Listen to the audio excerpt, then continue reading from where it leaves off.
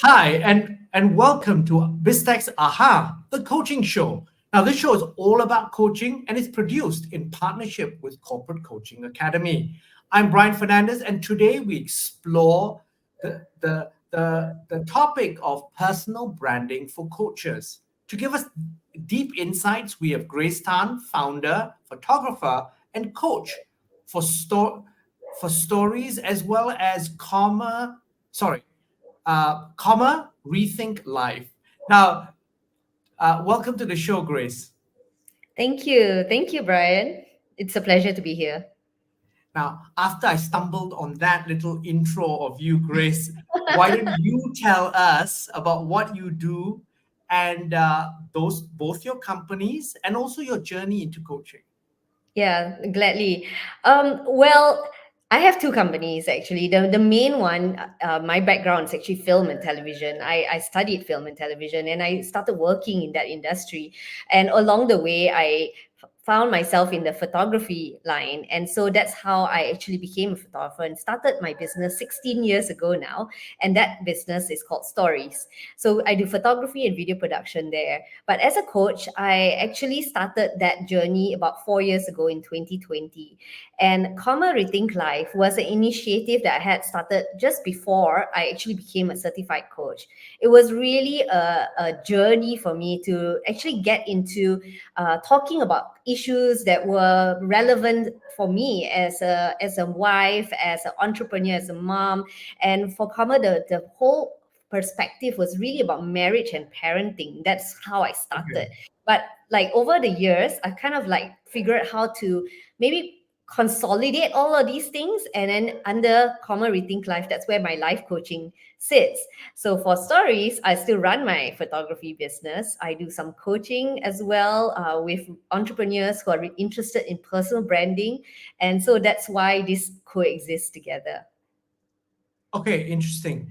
Now, let's take a deep dive into personal branding. Now, that's really a hot topic, not only as individuals, but particularly in the coaching environment.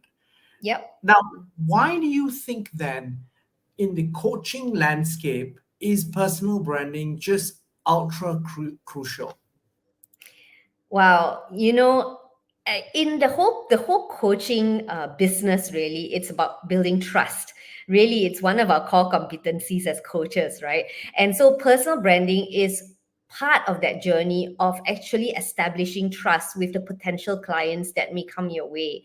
And so, when I look at it, I just think of it as just you putting yourself out there prior to your potential clients meeting you. And so then you already have that gap, you bridge that gap of that trust.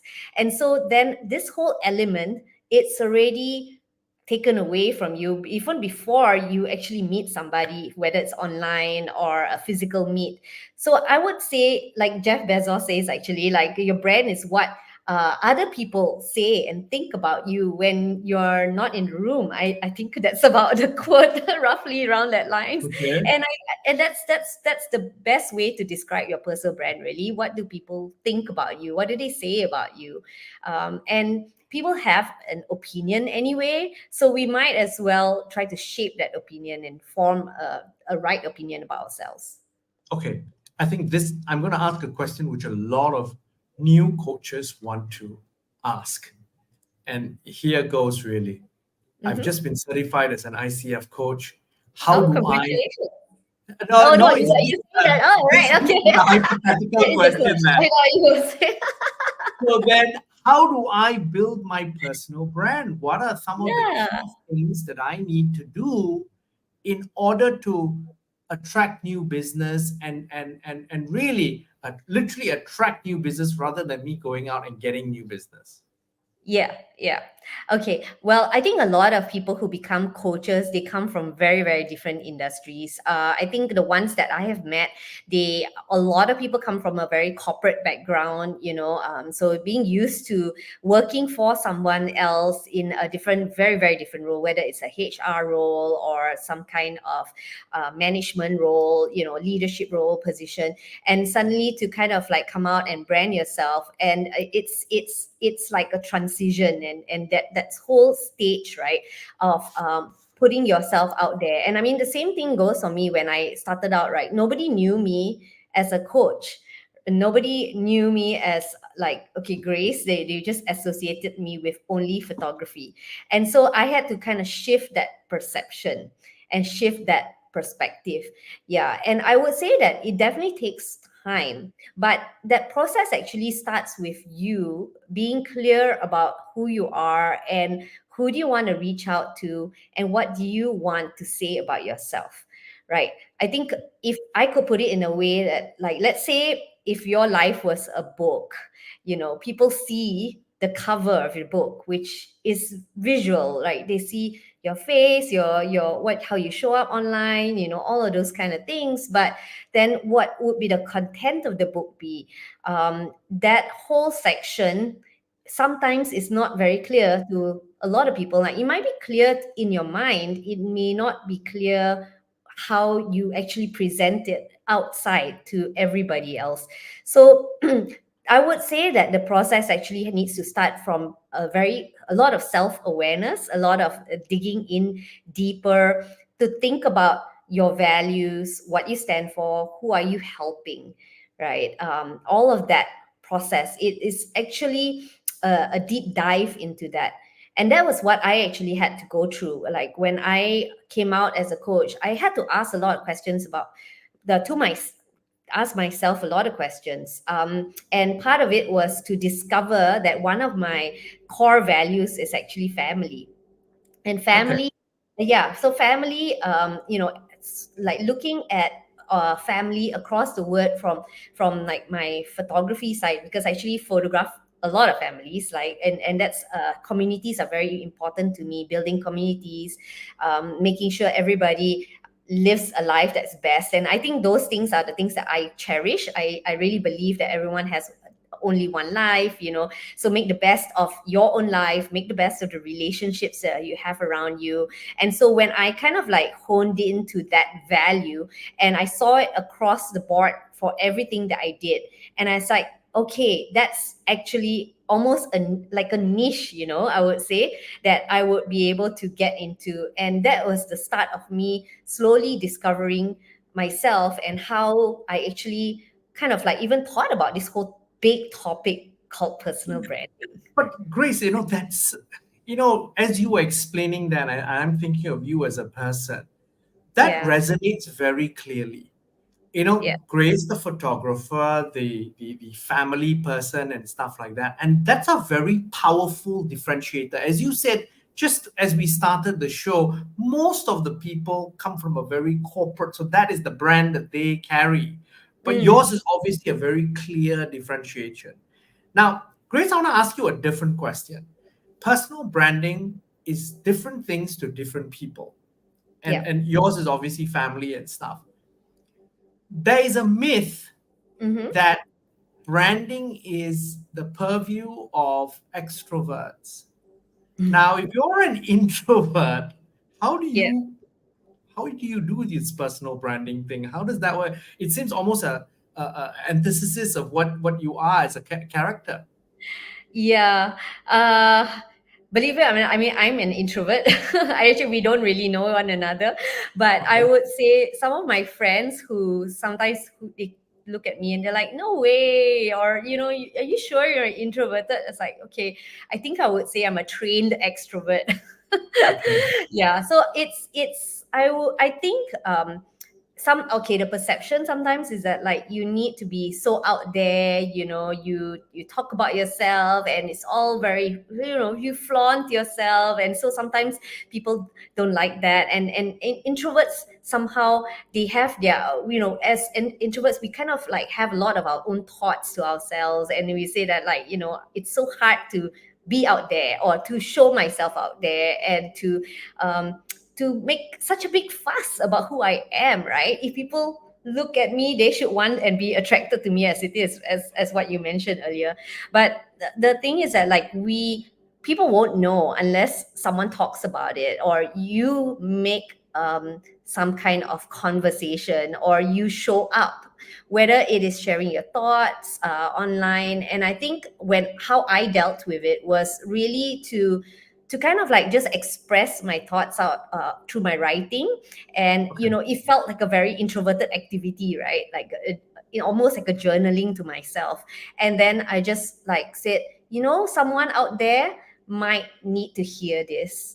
And so I make it less about myself but more about the people who may need to hear, perhaps, let's say, even a message that I have to share, whether it is related to living your best life, related to marriage, parenting, a lot of the different themes, or entrepreneurship. I write about all these kind of stuff. So I would say that move beyond ourselves to move beyond ourselves is to really start thinking about everybody else around us. And think about the value that you have to give to the world. I believe that every single person has such immense value, right? And if people see the things that you do, and really it could help someone, I mean, I believe coaching is such a noble profession. If it really could help somebody, why do you not go beyond that stage of being uncomfortable at putting yourself out there just so that somebody can find you? Okay, then Grace, what advice would you give in general to coaches who want to create a niche for themselves? Because really, in the crowded space of coaching or any very competitive industry which doesn't have super high barriers to entry, you need to find a niche for yourself. What Mm. advice would you give someone in coaching in terms of finding the niche for themselves? Yeah, I think when you develop a niche, it is so that other people can find you easily, or other people can understand what value you have for them. So I would say that, like, when you start looking at um, and start digging in deeper, right? When I talk about the book, for example, if our life was a book, right, what would be the contents? So really kind of like digging in deeper to find out, like, who do I really, really want to help? Okay. What do I really want my life to stand for? And so then when you start honing down on all these different things, somehow thematically something would click. Like the jigsaw pieces, puzzle pieces will start to form. And I always believe that it is upon, when we look back in retrospect, that's when we start to think like, oh, okay, why is it that like that resonated with me and how come that didn't resonate with me? And so then you really start to dig in a lot deeper. And so then the niche part, um, once it comes to you, then you can think about your personal story even. Hey, what happened in my life? Or even the scars, right? Like the things that have happened that really were bad incidents. Not only the great incidents, could be something negative. Like, how did that contribute to this whole big picture? And then somehow you might be able to put the pieces together, right? Okay. Yeah. I want to also add one more thing as well, Mm, and this is me being very pragmatic. At the end of the day, one of the validation points in terms of carving your niche is mm, also around, and what you've talked about is so important in terms of discovery. But there's one more element you need to add. Is this niche commercially viable? Is the market big mm, enough? Will customers pay for this? mm, And I think that you need to yeah. ask yourself those hard questions. Is it big enough? Will Mm, people pay for it? Because if you don't want to go down a rabbit hole where commercially it's just too niche, or it's too small, or it's not something where it's perhaps the customer base is not mm, an affluent customer base. If you're selling, a couple of $100 an hour coaching, and your potential customers are too small Mm. in to afford you, there's Yeah. no business there. But I think it also depends on the journey of the coach, right? Because some people may not be doing this as a full-time business yet. They may Yes. be exploring, right? Maybe you're still working in corporate, who knows, right? Or doing something else. Like for me, I have my other business, right? My second, Yeah. this is secondary almost, which I'm trying to grow into a primary thing. But like, so perhaps sometimes for some people the question would be, if the market is not here, where is the market? Like, could it be Mhm. overseas? Because coaching can be done online, and I would Yes. say, like, yeah, there's actually opportunities that are boundless. Sometimes we just don't know how to unlock these opportunities, or we Yes. maybe a bit close-minded about where the pond is and where our fish are, whereas you Yes. might need to look somewhere a little bit further. Now, Grace, another thing around coaching is really something that coaches or friends who are coaches have shared with me. Mm, Sometimes they experience imposter syndrome. mm. Can you tell us about that, and perhaps how to and how this basically is something that they can overcome?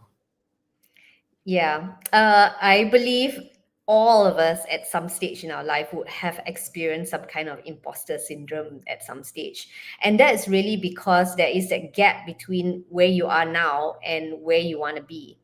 Right. So there's always a transition, because anytime you want to do something good, or you want to be really great at something, or come to an expert level, right, you actually have to go through that period of growth. And that period of growth can be really uncomfortable, because that's where, like, if you're a new coach, for example, you saying, I'm just new at coaching. I'm still trying to grasp all of these things. And then here I'm trying to develop my niche. And here I'm trying to tell people I'm a coach now. And then here am I feeling like an imposter because it doesn't sound right. So it's because you're on this journey, and the pathway, you're not really there yet. So there is this gap, right? But the thing is that I read this quote once, and I think it's just really amazing. It's from this book called The Confidence Gap by Russ Harris. And the quote Mhm. goes something like this: the actions of confidence comes first, and the feelings of confidence come later. Okay. So I think we have to actually take a step forward first, even though you feel that discomfort. And I mean, I personally have gone through all of this. Like, I felt that discomfort when I first stepped out and became a photographer without even owning a proper camera, without really knowing how to take photos, and having to declare to the world that I'm now a photographer. And that was 16 years ago. And I Wow. went through that phase, like feeling like such a fraud. And I remember someone telling me, "Hey, Grace, just fake it till you make it." But I was like, that's not me. And then it revealed to be as well a core value, which is authenticity. So trying to balance all these things was really a big struggle for me initially. But then I realized it was a matter of identity. And I was not embodying the identity of a photographer at that point in time. I was just saying that, yeah, I tried to feel like I am, but then I wasn't. I was just thinking of myself as I take photos, right? And so Okay. then when I transitioned to become a coach, it felt like almost a same journey. And I was like, hey, this looks very familiar to me. This whole imposter syndrome, hey, I've experienced it before. Right? When I did that 16 years ago. And then when I moved and transitioned into a coach, my initial thoughts is like, who's going to believe you? Well, whether, like, people are even going to pay you money for coaching, all of those kind of things. And then I had to really stop myself and put that inner critic to rest. Just name that critic, whatever it is, that's those thoughts. And I just realized, hey, you're not being helpful. That's not going to get me forward. I'm just going to have to push through until I really feel confident in my identity as a coach. And then I'm going to just move forward, and I'm just going to keep on moving forward. Okay, Yeah. now, given your experience, then, what do you think are the biggest things that hold back coaches from really achieving their full potential? Ooh. You would think that coaches will be able to discover this themselves, right?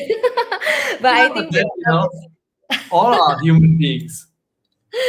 Yeah. Sometimes it could be we're uncertain about the direction. We're taking a lot of time thinking and pondering about, do I go this way, do I go that way, I want to do this, I want to do everything. And so the indecisiveness actually holds us back, because we can't move forward if we can't actually like put a foot down in that sense. Yeah, so sometimes it's just better to like not to say something generic about ourselves and then move on. So like sometimes that those kind of things could stop people. Obviously fear of judgment, the whole imposter syndrome, that's a very major thing, that stops people from putting themselves out there, showing up online, branding themselves, and even perfectionism actually. Yeah. Okay. Yeah, I think that sometimes we wait a long time for something to be absolutely perfect. Like I need to get it all figured out. I need to have my bio written out perfectly and then I'll start putting it out. Or I need to get all of these certifications, and then I'll start work on branding myself.